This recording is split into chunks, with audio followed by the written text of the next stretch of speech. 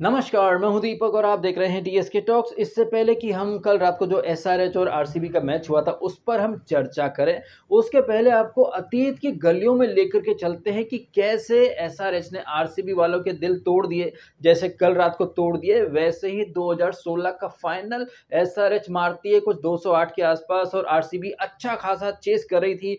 कुछ 13-14 ओवर हुए थे, 150 के आसपास स्कोर जा चुका था, बहुत आराम से लग रहा था जीत जाएंगे, लेकिन नहीं, सडनली आरसीबी वाले चोक कर जाते हैं। अब आ जाते हैं कल रात के मुकाबले के ऊपर। कल हूबहू वैसा ही देखने को मिला। एसआरएच उस मैच की तरह पहले बैटिंग करने आती है, वहां पर 200 मारे थे, यहां पर 230 मार जाती है। और आरसीबी जो कि 2016 के फाइनल में भी 15 ओवर तक काफी अच्छी पोजीशन में थी, कल रात को आपने देखा आरसीबी उसी अंदाज में खेलती है 15 ओवर तक। इनफैक्ट 15.5 ओवर में 170 रन बन चुके थे, सिर्फ 3 विकेट गिरे थे, वहां से जीत बड़े आराम से अचीव होती दिखाई दे रही थी। लेकिन सडनली आरसीबी वाले कोलैप्स कर जाते हैं, जैसे 2016 में करा, कल हूबहू वैसे ही कोलैप्स करा या चोक करा, इस आप चोकिंग ज्यादा बोल सकते हैं। और 16 रनों के अंदर ही मतलब बाकी के बचे खुचे खिलाड़ी आउट हो जाते हैं। और आरसीबी जो कि सपना देख रही थी कि वो टॉप 2 में फिनिश करेंगे, भाई ये सपना भी टूट गया। लेकिन जियो हॉटस्टार पर या स्टार स्पोर्ट्स पर कुछ ऐसे एक्सपर्ट्स बैठे हुए हैं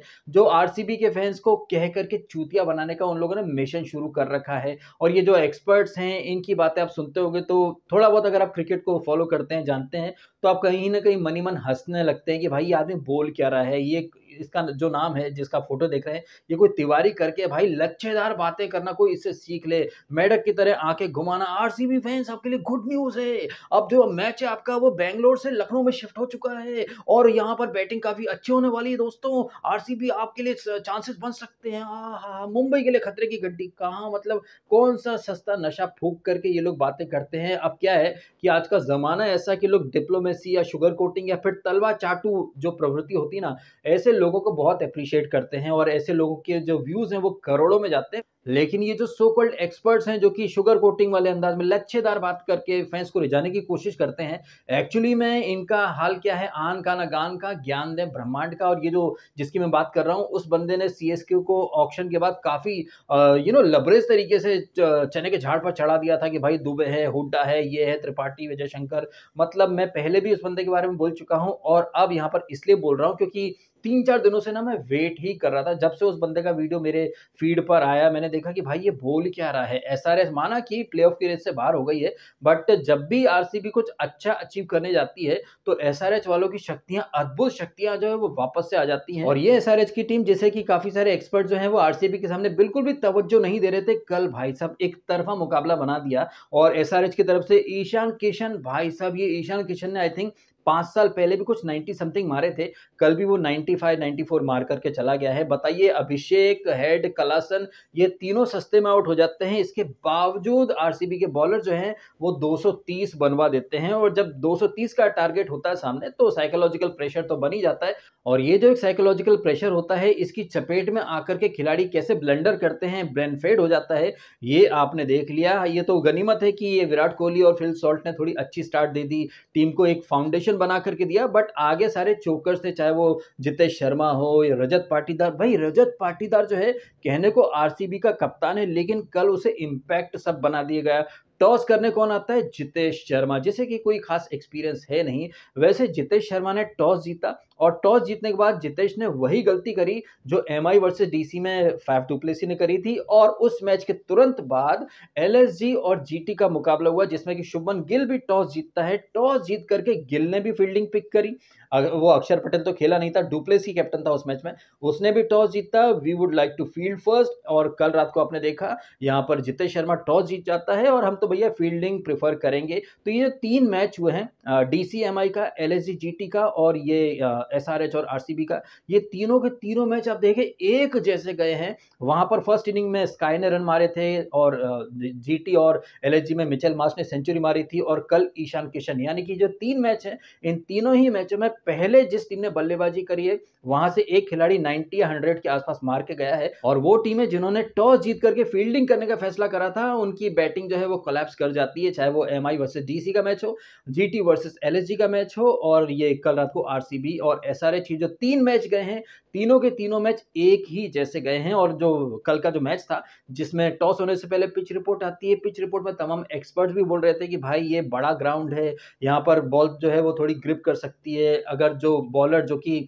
वेरिएशन वगैरह डालेंगे तो प्रॉब्लम पड़ सकती है। तो ये सब भाई हर कोई देखता है। अब इन सारी चीज़ों को देखें तो आपके ज़हन में एक ही सवाल खड़ा होता है कि भाई जब ये चीज़ें बाहर बैठ कर के आपको दिख रही हैं, स्टैट्स हो या ग्राउंड का पैटर्न हो, वो आपको भी दिख रहा है, तो वो जो एक्सपर्ट जो कि लैपटॉप लेकर के बैठे रहते हैं डगआउट में, क्या उन्हें ये चीज़ें नहीं दिखाई देती हैं क्या? और जिस तरह से डीसी वर्सेस एमआई के मैच में अक्षर पटेल इंजर्ड हो जाता है, कल रात को आपने देखा जितेश शर्मा को कैप्टेंसी दे दी जाती है, तो मतलब टॉस के टाइम पर ही कहीं न कहीं एक हिंट सी मिल जाती है कि कौन-सी टीम जीतने के लिए खेल रही है, कौन-सी टीम जो है वो जानबूझ कर के ब्लंडर करने जा रही है। हालाँकि जितेश शर्मा काफ़ी अच्छा बैट्समैन है, काफ़ी अच्छा कीपर है, बट कैप्टेंसी के मामले में भाई उसको आप कमिंस के सामने खड़ा कर रहे हो। कमिंस तो वर्ल्ड कप चैंपियन कैप्टन है, वो तो ठीक है कि बैड लक बोल सकते हैं, या फिर इस बार हैदराबाद में पिचेस काफ़ी इन लोगों को स्लो दिए गए, इसलिए हेड, कलासन इतना नहीं चल पाए। अदरवाइज़ क्या पता जिस अंदाज में ये पिछली बार खेले थे, जिस तरह के पिचेस इनको मिले थे, तो क्या पता एसआरएच इस बार भी टॉप 4 में आ जाती है। तो बैड लक आप बोल सकते हैं कि इनको ऐसे पिचेस ही नहीं मिले जहां पर इनका ट्रेविस शेक वगैरह कुछ चल पाए। और बात सिर्फ ये नहीं कि कमिंस ने वर्ल्ड कप जीता है, वो वर्ल्ड चैंपियन कैप्टन है,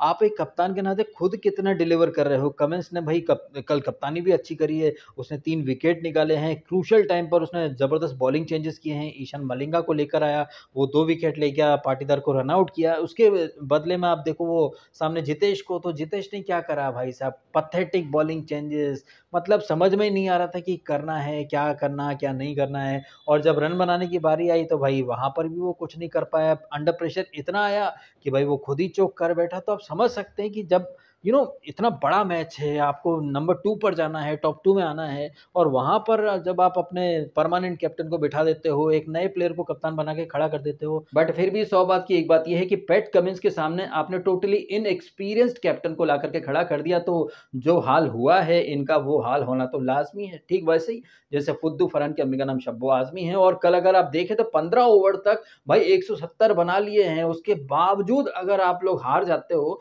तो भाई उँगली उठेंगी, लोग ये भी कहेंगे कि यार चोकिंग मोड आ चुका है आरसीबी का वापस से।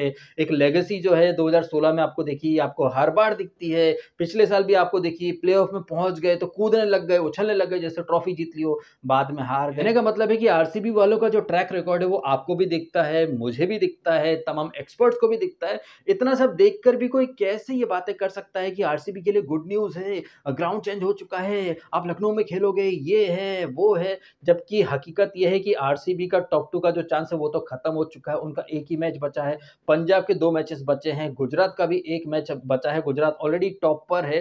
तो आरसीबी कितना भी कोशिश कर ले वो टॉप 2 में नहीं आ पाएगी, उन्हें एलिमिनेटर खेलना ही पड़ेगा। फिर वहां से तो पिछले साल की तरह टाटा बाय बाय खत्म। फिर विराट कोहली अपना इमोशनल एक पोस्ट कर देगा, मुंह लटकाए हुए, उसके फोटो वायरल होंगे, लोग बोलेंगे गिव हिम सिंपैथी, ये वो ह्यूमन, ये दुनिया भर का।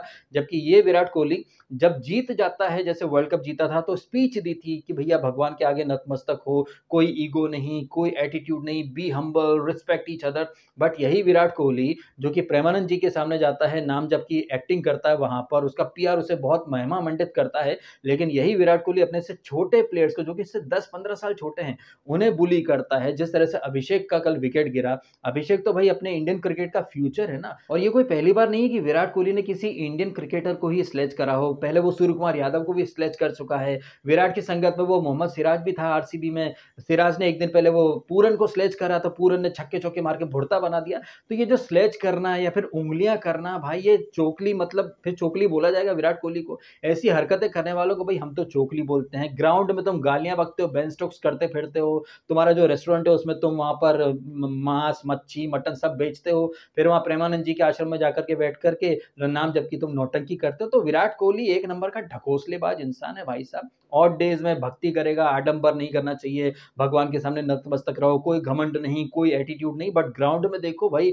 खुद को किंग की तरह पोर्ट्रे करता है। हमारा जो इंडियन क्रिकेट का फ्यूचर है उसे स्लेज कर रहे हो भाई। अब जितने भी विराट कोहली के फैन हैं वो ठंडे दिमाग से एक बात सोचें, कल को ये जो जूनियर प्लेयर्स हैं जैसे कि ईशान किशन हो गया, या अभिषेक शर्मा, या फिर और भी जो अपने इंडियन प्लेयर हैं, कल को पलटकर इन्होंने भी विराट को उसी अंदाज में जवाब दे दिया, माँ बहन की गाली दे दी, तो विराट की क्या इज्जत रह जाएगी? आप इज्जत दोगे तो आपको इज्जत मिलेगी ना। आप उँगली कर रहे हो, अपने से छोटे खिलाड़ियों को आपको एनकरेज करना चाहिए, जैसे कि सूर्या एनकरेज करता है नए प्लेयर्स को, एप्रिशिएट करता है। बट विराट तो भाई इतना ईगोइस्टिक है कि मतलब अपने से छोटे प्लेयर्स को, जो कि इंडिया को रिप्रेजेंट करने वाले हैं फ्यूचर में या ऑलरेडी कर चुके हैं, उन्हीं को तुम मतलब अब्यूज़ करते हो, माँ-बहन की गाली देते हो, सेंड ऑफ के नाम पर स्लेजिंग करते हो। तो भाई कल को कोई छोटा प्लेयर, जूनियर प्लेयर अगर आके विराट से भिड़ जाए, जैसे वो नवीन उल हक भिड़ गया था, तो लोगों ने नवीन को ही लपेट लिया था। बट अब पता चल रहा है कि चिंगारी या फिर ऐसी छिछोरपंती ये विराट कोहली खुद ही करता है। बदले में उधर से भी गाली आ जाएगी, तो लोग बोलेंगे भाई सीनियर की डिसरिस्पेक्ट कर दी। सीनियर खुद अगर इज़्ज़त देगा, तो जूनियर भी इज़्ज़त देगा, सीनियर गाली देगा, तो वहाँ से गाली आना लाज़मी है कि नहीं? एनीवेज़ ये तो हो गई मेरी बातें, अब आप भी अपनी बातें, अपनी फीलिंग, अपने इमोशंस, अपने एक्सप्रेशन जो हैं वो शेयर कीजिएगा मेरे साथ।